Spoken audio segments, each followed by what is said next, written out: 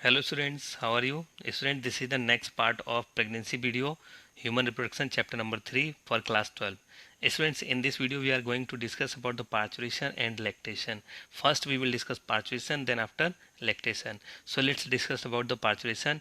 What is parturition? Parturition is a process by which the fetus membranes and the placenta are expelled from the uterus. In the uterine cavity, and the fetus, it gets fully developed about 9 months 10 days old, and it develops a reflex to the mother's brain, and mother's hypothalamus, it secretes the oxytocin releasing hormone, and posterior pituitary of the mother, pituitary gland has two parts, anterior pituitary and posterior pituitary. So this one is posterior pituitary, this one is anterior pituitary. Posterior pituitary secretes the oxytocin, it is the hormone. It is also known as the birth hormone. So at the time of labor, at the time of delivery of fully developed fetus, oxytocin is released from the posterior pituitary. Posterior pituitary release this hormone, and this hormone acts on the myometrium of uterus. Uterus की जो myometrium wall होती है, क्योंकि uterus जो है वो उसमें 3 layer होती हैं. एक आपका पेरीमेट्रियम या एपीमेट्रियम, पेरीमेट्रियम, दूसरा मायोमेट्रियम और तीसरा एंडोमेट्रियम. तो ये 3 पार्ट होते हैं, जिसमें मायोमेट्रियम में मसल्स होती हैं, इसीलिए इसका नाम मायोमेट्रियम पड़ा है. तो मसल्स बिगरस कॉन्ट्रैक्ट करती हैं जब ऑक्सीटोसिन इस पर एक्ट करता है. तो मसल्स के कॉन्ट्रैक्शन से यूटेराइन कैविटी का साइज कम होता है और फाइनली फीटस और प्लेसेंटा बाहर की तरफ इजेक्ट होने लगते हैं. इसी को हम लोग पार्चुरेशन कहते हैं. चलिए इसके बारे में और थोड़ा सा जान लेते हैं, इसमें क्या क्या प्रोसेस इन्वॉल्व होते हैं. सो स्टूडेंट देखिए, these are the 3 stages of parturition. पहली स्टेज जिसमें क्या होता है, first stage of birth, cervix dilates. Cervix आप लोग जानते ही हैं कि यूटेराइन कैविटी से जुड़ा हुआ जो छोटा सा कैनाल पोर्शन होता है, यहाँ पर ये यूटेराइन कैविटी होती है, और ये जो रीजन होता है इसको हम लोग, यहाँ पर जो एंटरिंग पॉइंट होता है यूटेरस का, तो उसको हम लोग क्या कहते हैं, सर्विक्स कहते हैं. तो सर्विक्स डिलेट होने लगती है, वो साइज में इंक्रीज करने लगती है. तो ये फर्स्ट स्टेज हो गई. और साथ में क्या होता है, यहाँ पर जो एमनियोटिक कैविटी है, यानी एमनियोटिक सैक है, एमनियोटिक मेम्ब्रेन रप्चर्ड हो जाती है और उससे एमनियोटिक फ्लूइड बाहर आने लगता है. So this is the main sign of labour और this is the main sign of parturition. तो फर्स्ट स्टेज में तो सर्विक्स डिलेट हो जाती है, एमनियोटिक सैक रप्चर्ड हो जाती है, और फीटस जो है सेकेंड स्टेज में क्या होता है, बेबी इमर्जेस, यानी कि बेबी धीरे धीरे बाहर सर्विक्स से बाहर आने लगता है, वजाइनल कैनाल से बाहर आने लगता है. इसमें और क्या रोल होता है आप लोग यहाँ पर देख सकते हैं. देखिए, at the time of parturition और at the time of delivery of fully developed foetus, जो ह्यूमन फीमेल होती है उसकी पेल्विक गर्डल होती है. तो पेल्विक गर्डल आप लोगों ने अगर देखा हो तो यहाँ पर पेल्विक गर्डल के इस तरह से ये 2 हाफ्स होते हैं. तो यहाँ पर 2 हाफ्स होते हैं. तो ये दोनों हाफ्स जो होते हैं 3 बोन से मिलकर के बने होते हैं, इलियम, इशियम और प्यूबिस. आपने अगर 11 क्लास में ये पढ़ा होगा तो आप लोगों को पता होगा, ilium, ischium, pubis, these are 3 bones जो पेल्विक गर्डल का एक हाफ बनाती हैं. तो यहाँ पर ये बोन्स कभी मूव नहीं करती. ह्यूमन मेल में ये इमूवेबल होती हैं, लेकिन ये ह्यूमन फीमेल में मूवेबल हो जाती हैं इस टाइम पर. इस टाइम पर ये थोड़ा सा मूवेबल होने की वजह से जो यहाँ पर कैविटी है, इस कैविटी को थोड़ा और डिलेट कर देते हैं, बड़ा कर देते हैं, जिससे कि फीटस आसानी से यहाँ से पेल्विक गर्डल से पास हो सके. तो यहाँ पर अब देखते हैं, यहाँ पर बेबी इमर्जेस आउट होने लगता है, प्लेसेंटा भी धीरे धीरे अलग होने लगता है. थर्ड स्टेज में क्या होता है, यहाँ पर जो पूरा फीटस बाहर एक्सपेल्ड आउट हो जाता है, अम्बिलिकल कॉर्ड और प्लेसेंटा ये भी धीरे धीरे बाहर एक्सपेल्ड आउट होने लगते हैं. प्लेसेंटा एंडोमेट्रियम से अलग होने लगता है, टूट जाता है, और जिससे ब्लीडिंग होती है थोड़ा, और अम्बिलिकल कॉर्ड प्लेसेंटा के साथ बाहर आ जाती है, और फाइनली बेबी जो है वो मदर बॉम्ब से बाहर आ जाता है. ये स्टेजेस हैं 3, तो आप इनको स्क्रीनशॉट लेकर के भी समझ सकते हैं. तो स्टूडेंट्स आगे चलते हैं हम लोग. चलिए देखिए, इसमें अब हम लोग ये देख लेते हैं कि क्या हार्मोनल कंट्रोल होता है पार्चुरेशन पर. पार्चुरेशन में हार्मोन्स क्या क्या काम करते हैं, ह्यूमन मदर में कौन कौन से हार्मोन जो होते हैं वो पार्चुरेशन में मदद करते हैं.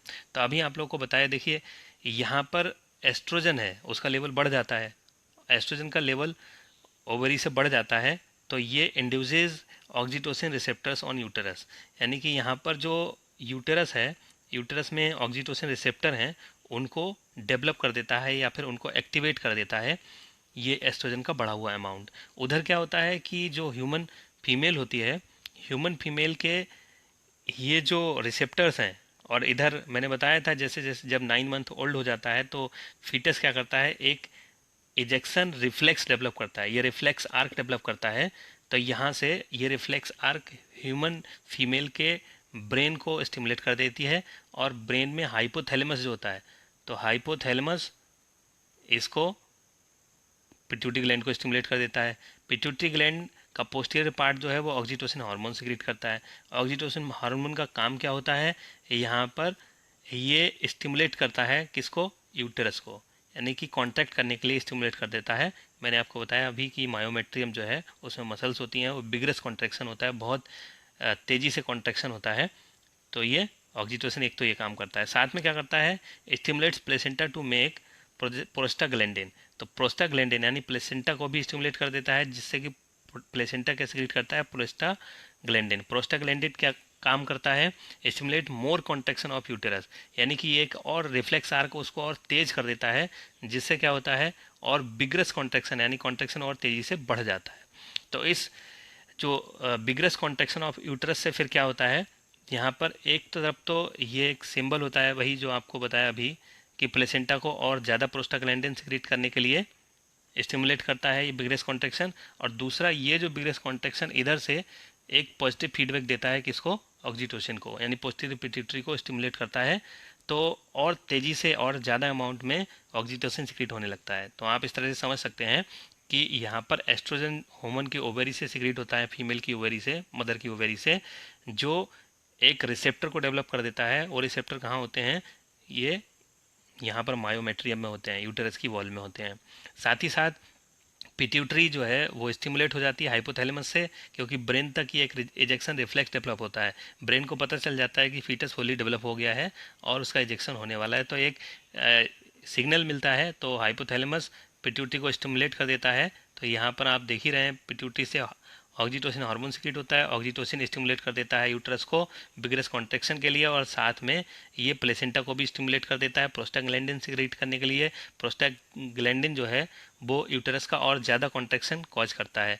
यूटरस का ज़्यादा कॉन्ट्रैक्शन एक तो ज़्यादा प्रोस्टाग्लैंडिन सिक्रीट होने में हेल्प करता है, यानी कि और ज़्यादा एक स्टिमुलस की तरह काम करता है प्लेसेंटा के लिए। साथ ही साथ ह्यूमन की पिट्यूटरी जो है उसको भी स्टिमुलेट करता है, तो वो और ज़्यादा ऑक्सीटोसिन सिक्रीट करती है। तो बहुत ज़्यादा बिगरस कॉन्ट्रैक्शन होने से मदर को यूटेराइन पेन होता है, यानी कि यूटरस को बहुत फ्रिक्वेंट मतलब पेन होता है, उसको लेबर पेन कहते हैं, और फाइनली जो फीटस है उसकी डिलीवरी हो जाती है। तो आप लोग समझ पा रहे होंगे, यहाँ से आप स्क्रीनशॉट लेकर के हार्मोनल सिक्रीशन को समझ सकते हैं, हार्मोनल कंट्रोल को। आगे चलते हैं। अब देखिए यहाँ पर लैक्टेशन के बारे में बात करते हैं। लैक्टेशन क्या होता है, जैसे जैसे इधर पार्चुरेशन होता है उसी टाइम पर लैक्टेशन का भी प्रोसेस शुरू हो जाता है। अब लैक्टेशन है क्या, इसको समझ लेते हैं। It is the process of milk secretion from the mammary gland of a mother soon after child birth, यानी कि चाइल्ड बर्थ के तुरंत बाद जो मेमरी ग्लैंड हैं उनसे मिल्क का सिक्रीशन होना ही लैक्टेशन कहलाता है। The milk thus produce provide nutrition and immunity to the young one, यानी कि जो मिल्क है उसमें बहुत सारे न्यूट्रिशन होते हैं और एंटीबॉडीज़ होती हैं। दो एंटीबॉडी इसमें होती हैं ह्यूमन मिल्क में, जिसको हम लोग पहली बार जो मेमरी ग्लैंड से, मदर की मेमरी ग्लैंड से जो मिल्क सिक्रीट होता है उसको हम लोग कोलोस्ट्रम कहते हैं, colostrum. It is very important question for NEET AIIMS and board exam also. So colostrum it is the first mother milk. इसमें कंपोजिशन क्या क्या होता है, इसमें कंपोजिशन आपका कार्बोहाइड्रेट होता है, कुछ प्रोटीन होता है, कार्बोहाइड्रेट ज़्यादा अमाउंट में होता है, और एंटीबॉडीज़ होती हैं। एंटीबॉडीज़ कौन कौन सी होती हैं, IgG और IgA। तो IgG और IgA ये आप लोग दो एंटीबॉडी को बिल्कुल याद कर लीजिए। These are two antibodies are present in colostrum. तो ये इसका कंपोजिशन होता है। ह्यूमन के लिए, ह्यूमन यंग वन के लिए it is very important and very very important colostrum, क्योंकि first mother milk provides the immunity अब ये किस टाइप की इम्यूनिटी है? ये पैसिव इम्यूनिटी है, क्योंकि पहले से ही बनी हुई एंटीबॉडी जो हैं वो ह्यूमन फीटस या ह्यूमन बेबी के बॉडी में जा रही हैं, तो ये पैसिव इम्यूनिटी है। फिर अब देखते हैं pituitary hormone prolactin is responsible for the milk production and milk secretion. तो प्रोलैक्टिन हार्मोन आप लोग जानते हैं प्रोलैक्टिन कहाँ से सिक्रीट होता है? ये पिट्यूटरी ग्लैंड के एंटीरियर पार्ट से सिक्रीट होता है। एंटीरियर पार्ट से सिक्रीट होने वाला प्रोलैक्टिन, पीआरएल इसको कहते हैं, पीआरएल प्रोलैक्टिन हार्मोन सिक्रीट होता है पिट्यूटरी ग्लैंड से, जो मेमोरी ग्लैंड को स्टिमुलेट करता है मिल्क सिक्रीट करने के लिए और मिल्क प्रोड्यूस करने के लिए। It secretes from the anterior pituitary, मैंने इसमें लिखा है, आप लोग इसका स्क्रीनशॉट लेकर के अपने नोट्स बना सकते हैं। Pituitary hormone oxytocin help in the milk secretion, it secretes from posterior pituitary. देखिए जो ऑक्सीटोसिन है एक तो उधर अभी लेबर में भी हेल्प कर रहा है, डिलीवरी ऑफ फीटस में भी हेल्प कर रहा है, लेकिन साथ ही साथ ये मेमोरी ग्लैंड को भी कॉन्ट्रैक्ट करता है जिससे कि मिल्क का सिक्रीशन होने लगता है। अब देखते हैं लैक्टेशन में कौन कौन से हार्मोन्स का रोल होता है, तो आप ये इस डायग्राम की हेल्प से समझ सकते हैं। हाइपोथैलेमस, हाइपोथैलेमस ब्रेन का पार्ट होता है, ये आपको पता होना चाहिए। जैसे ही बेबी क्या करता है, मदर मेमोरी ग्लैंड्स को सक करता है, निपल्स को सक करता है, वैसे ही एक स्टिमुलेशन डेवलप होता है और ये स्टिमुलेशन यहाँ से ब्रेन तक जाता है, तो ब्रेन का हाइपोथैलेमस स्टिमुलेट हो जाता है। हाइपोथैलेमस पोस्टीरियर पिट्यूटरी को स्टिमुलेट करता है। यहाँ पर जो पीआरएल हार्मोन है, तो यहाँ पर पीआरएल हार्मोन को सिक्रीट करने के लिए हाइपोथैलेमस एक रिलीजिंग फैक्टर सिक्रीट करता है जिसको हम लोग प्रोलैक्टिन रिलीजिंग हार्मोन कहते हैं, जिसको पीआरएच कहा जाता है। यानी कि सबसे पहले हाइपोथैलेमस पिट्यूटरी को स्टिमुलेट करने के लिए पीआरएच सिक्रीट करेगा और पीआरएच क्या करेगा, पिट्यूटरी ग्लैंड के एंटीरियर पार्ट को स्टिमुलेट कर देगा। तो एंटीरियर पार्ट को स्टिमुलेट करने से क्या सिक्रीट होगा, पीआरएल। पीआरएल किसको कहते हैं, प्रोलैक्टिन को, और ये क्या है, प्रोलैक्टिन रिलीजिंग हार्मोन। तो यहाँ पर प्रोलैक्टिन हार्मोन मेमोरी ग्लैंड को स्टिमुलेट करेगा, तो यहाँ पर मिल्क का प्रोडक्शन होगा और मिल्क का सिक्रीशन होगा। ये क्या है, एल्वुलाइज ऑफ द मेमोरी ग्लैंड। एल्वुलाइज क्या करती है, मिल्क को प्रोड्यूस करती हैं और स्टोर करती हैं। अब यहाँ से एक हार्मोन और सिक्रीट होगा, ऑक्सीटोसिन। तो ऑक्सीटोसिन क्या करता है, इन एल्वुलाई को कांटेक्ट करता है जिससे कि मिल्क बाहर सिक्रीट होकर के आता है और फीटस के माउथ में पहुँच जाता है। तो आप समझ रहे होंगे ये हार्मोनल कंट्रोल है ऑफ लैक्टेशन। तो आप लोग को याद रखना है कौन सा हार्मोन मिल्क को प्रोड्यूस करता है, कौन सा हार्मोन मिल्क को सिक्रीट करता है, हाइपोथैलेमस क्या करता है। तो ये आप स्क्रीनशॉट लेकर के आसानी से समझ सकते हैं। सो स्टूडेंट्स, इस वीडियो में इतना ही। आप वीडियो को कमेंट करके ज़रूर बताइएगा आपको वीडियो कैसी लगी। अगर आपको कोई क्वेश्चन या क्वेरी है तो आप मुझे वीडियो पर कमेंट करके पूछ सकते हैं, मुझे पर्सनल व्हाट्सएप नंबर पर भी मैसेज कर सकते हैं। Thank you.